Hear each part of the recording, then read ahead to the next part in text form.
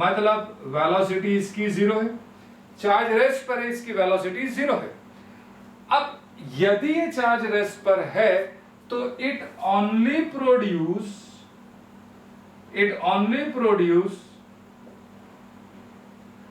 Electric effect. तो ये केवल और केवल इलेक्ट्रिक इफेक्ट प्रोड्यूस करेगा, जिसके बारे में हम आगे इलेक्ट्रोस्टैटिक में पढ़ने वाले हैं, राइट। अब ये जो चार्ज है ये किसी पर्टिकुलर कांस्टेंट वेलोसिटी से मूव कर रहा है, राइट। तो ये जो चार्ज है किसी कांस्टेंट वेलोसिटी से मूव करेगा, तो it produces electric and magnetic effect. आगे जाके हम इसके बारे में भी पढ़ेंगे, मैग्नेटिक इफेक्ट के बारे में, मैग्नेटिक इफेक्ट ऑफ करंट में पढ़ेंगे कि यहां पर करंट बहने से मैग्नेटिक इफेक्ट क्यों प्रोड्यूस होता है, तो उसके पीछे की प्रॉपर्टी यही है, ठीक है। तीसरी चीज, अब यदि ये चार्ज कांस्टेंट वेलोसिटी से मूव नहीं करेगा, मतलब ये एसेलरेट कर रहा है, अब यदि ये एसेलरेट कर रहा है तो क्या होगा, तो इसमें इलेक्ट्रिक इफेक्ट, मैग्नेटिक इफेक्ट और रेडिएशन एनर्जी प्रोड्यूस होगी। मतलब यदि चार्ज कांस्टेंट वेलोसिटी से मूव नहीं कर रहा, मतलब एक्सेलरेट कर रहा है, तो ये इलेक्ट्रिक इफेक्ट, मैग्नेटिक इफेक्ट और रेडिएशन एनर्जी को प्रोड्यूस करेगा, राइट। तो ये प्रॉपर्टी ऑफ चार्ज हो गई, ठीक है। अब यहां पर दूसरे, ये सब इंपॉर्टेंट है, ये प्रॉपर्टीज आपके एग्जाम के लिए।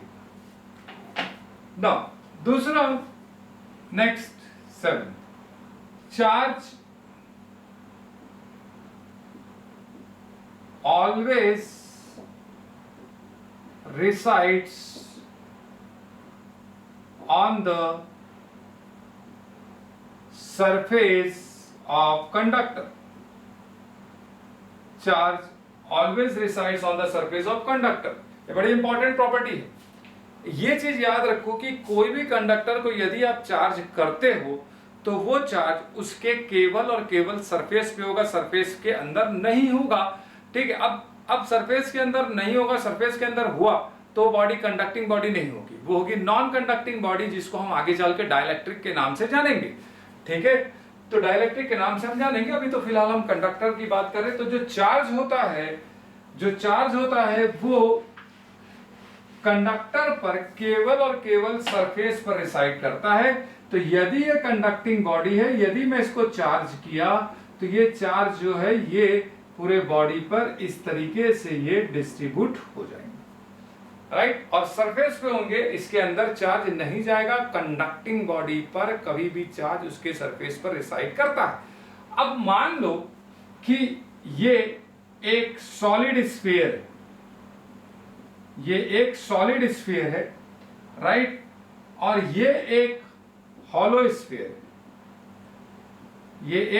स्फीयर है, और दोनों का रेडियस r है, मतलब दोनों का वॉल्यूम भी सेम होगा और दोनों का एरिया भी सेम होगा, सरफेस एरिया।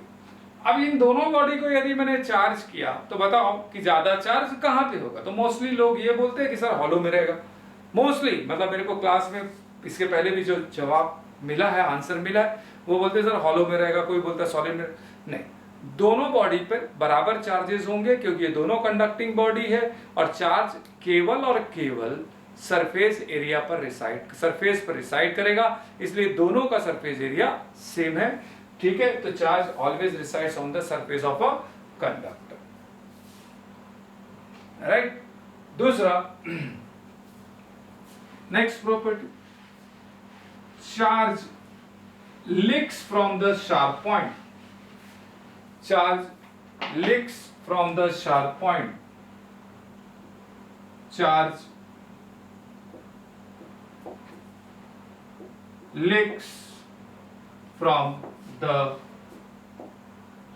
शार्प पॉइंट, जो चार्ज है वो शार्प पॉइंट से लीक होगा। लीक होगा का मतलब क्या है वो अभी हम देखते हैं। जो charges always leaks from the sharp point, इसका मतलब ये है कि मैं एक कुछ नॉन यूनिफॉर्म सरफेस बॉडी बना रहा हूं इस तरीके से, ये कोई बना है बॉडी। अब इस बॉडी को जब चार्ज दिया गया, इस बॉडी को जब चार्ज दिया गया तो ये चार्ज पूरे सरफेस पर रिसाइड कर गए इस तरीके से, ये चार्ज पूरे सरफेस पर रिसाइड कर गए। जब इसको प्रैक्टिकली देखा गया तो सबसे ज्यादा जो चार्ज डेंसिटी थी वो शार्प पॉइंट पर थी, वो शार्प पॉइंट पे थी डेंसिटी। मतलब इसी का मतलब होता है कि charge leaks from the sharp point, right. अब मान लेते हैं कि एक स्केल है और उसी के बराबर की एक कोम्ब है, दोनों कंडक्टिंग, एक कोम्ब है और उसी के बराबर की सेम साइज की एक स्केल है। अब यदि मैंने दोनों को चार्ज किया तो मैं देखा कि कोम्ब जो है उस कोम्ब में चार्ज ज्यादा आ गए, चार्ज डेंसिटी वहां पे ज्यादा है। क्यों ज्यादा है? क्योंकि कोम्ब में शार्प पॉइंट्स, ठीक है, स्केल में शार्प पॉइंट्स नहीं है। तो इसका मतलब जहां पे मुझे चार्ज ज्यादा जमा करना होता है वहां पर हम शार्प पॉइंट बनाते हैं। आगे जाके वेन डी ग्राफ जनरेटर आप पढ़ोगे तो जहां पे चार्ज को जमा करना रहता है तो वहां पे कोम्ब लगाई जाती है, हम आगे पढ़ेंगे उसके बारे में। तो charge leaks from the sharp point, ठीक। अब यहां पर ये याद रखो कि charge density is proportional to the radius of curvature.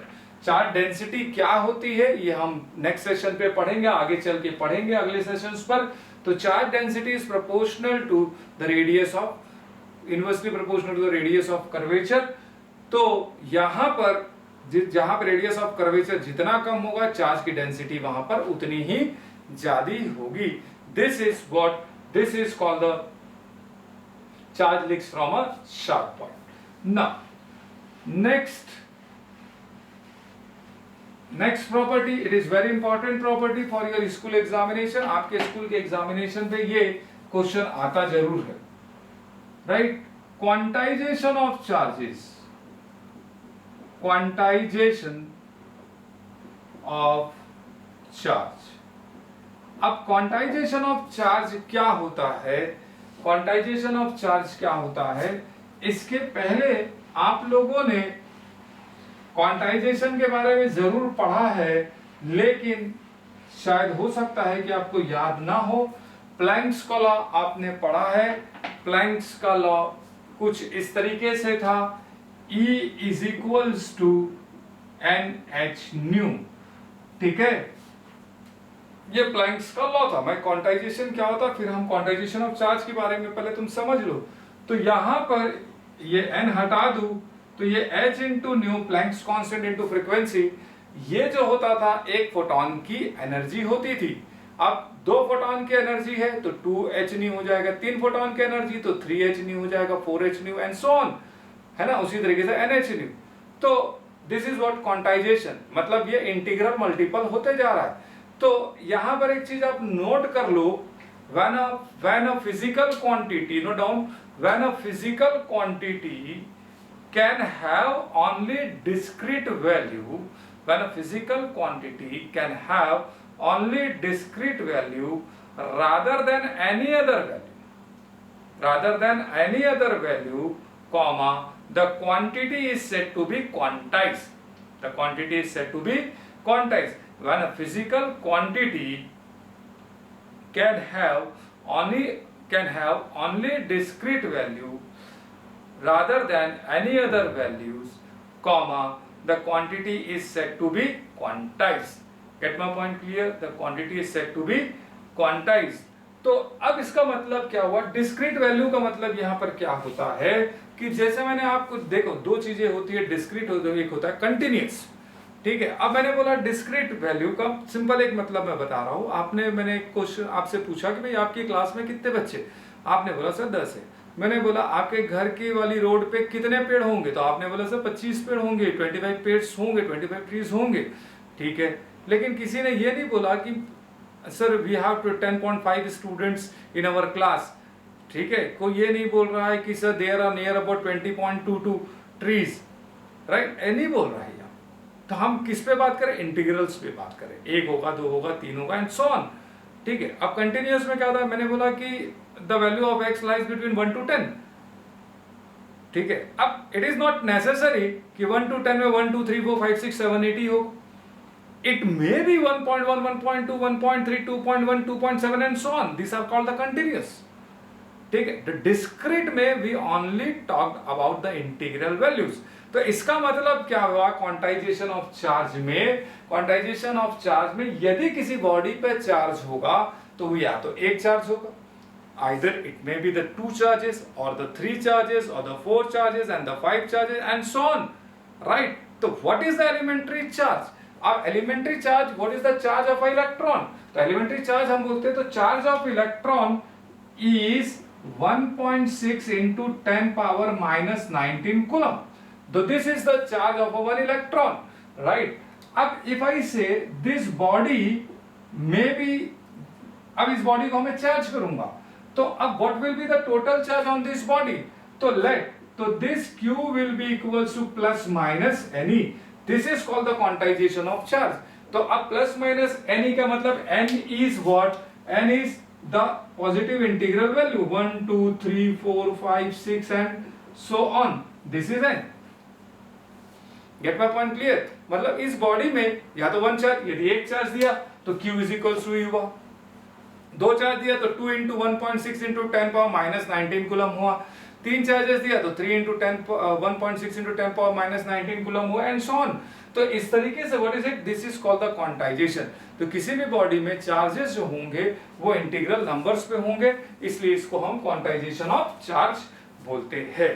Is that clear? तो चार्ज जो होता है ये इंटीग्रल होता है, ठीक है। ये फ्रैक्शन पे कभी चार्ज नहीं होता, लेकिन रिसेंट डिस्कवरी में एक पार्टिकल है क्वार्क्स, एक पार्टिकल है क्वार्क्स, जो ये माना गया है कि जो न्यूट्रॉन और प्रोटॉन है वो क्वार्क से कंपोज होते हैं। न्यूट्रॉन और प्रोटॉन जो होते हैं वो क्वार्क से कंपोज होते हैं। तो क्वार्क से कंपोज होते हैं तो उस क्वार्क्स पे जो चार्ज होता है वो प्लस माइनस 1/3e या प्लस माइनस 2/3e होता है, जो कि ये क्वांटाइजेशन ऑफ चार्ज को वायलेट कर रहा है। सिंपल है, हम एक तरफ ये बोलते हैं कि भैया इंटीग्रल वैल्यूज होनी चाहिए, अब दूसरी तरफ बोल रहे क्वार्क्स, रिसेंट डिस्कवरी में पता चला कि न्यूट्रॉन प्रोटॉन जो होता है वो क्वार्क से कंपोज होता है और क्वार्क्स के पास चार्ज जो होता है plus minus 1/3e plus minus 2/3e होता है, ठीक। तो ये तो क्वांटाइजेशन को वायलेट कर रहा है, राइट। तो ये क्वार्क जो होता है वो फ्री स्टेट में एग्जैक्टली एग्जिस्ट नहीं करता, तो इसमें हम क्वांटाइजेशन का रूल नहीं लगाएंगे। Is it clear? तो this is what, this is all about the charges. तो हम लोगों ने आज जाना कि इलेक्ट्रोस्टैटिक क्या है और चार्ज क्या है, तो चार्ज की प्रॉपर्टीज क्या है। तो नेक्स्ट सेशन पे हम लोग स्टार्ट करेंगे method of charging and the Coulomb's law. Is that clear? तो